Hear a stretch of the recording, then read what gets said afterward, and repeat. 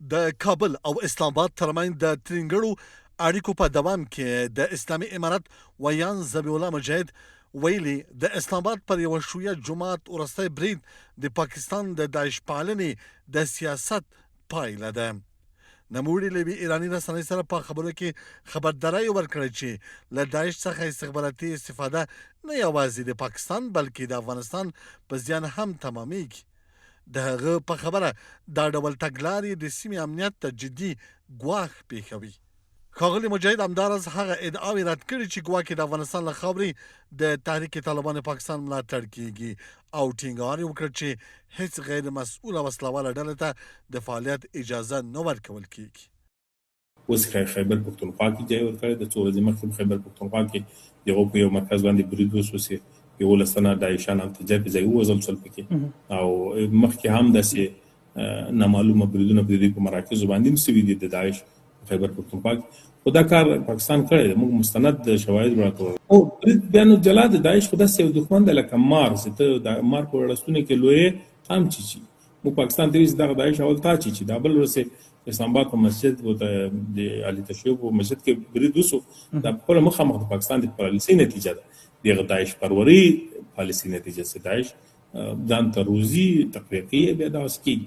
دغه روزنه غلط خبره ده. دا پالیسي هم د پاکستان د ولس په خلاف ده هم د افغانستان د ولس. متاسفانه پاکستان د خپلو مرموزو استخباراتي موخو لپاره دا شومه پدیده کاروي او استعمالي او ساتي حمایت کوي. په همدې حال کې د اسلامي امارت ویان ذبیح الله مجاهد د پاکستان او افغانستان ترمنځ د سرحدي لارو تړل د سوداګرو لپاره زیانمن وبلل او ویل د تګ راتګ او سوداګري محدودیتونه اقتصادي تاوانونه زیاتوي. بلې تجارت خو د دواړو هېوادونو ترمنځ ډېر مهم او ډېرې نږدې لارې وې د دواړو خواو تجارانو لپاره. هغه ډېره اسانه لارې تجارت د پاکستان او افغانستان ترمنځ او موږ ډېر زیات تجارت هم له دوی سره درلود. خو داسې بیا د تجارتي موضوع نه دوی سوء استفاده وکړه او د فشار د وسیلې په ډول یې کاروي. نو بیا افغانستان تصمیم ونیو چې ځان ته په دې برخه کې موږ بدیلې لارې پیدا کړو، ځکه هره ورځ زموږ تجاران د یو برید سره چیرې کېږي، متضرر کېږي. یو غلطه پالیسي هم چې راوځي په کراچي کې زموږ مالونه بند وي، زموږ میلیونونه تجاران په زرګونو تجاران میلیونونه تاوان او زیان ګالي.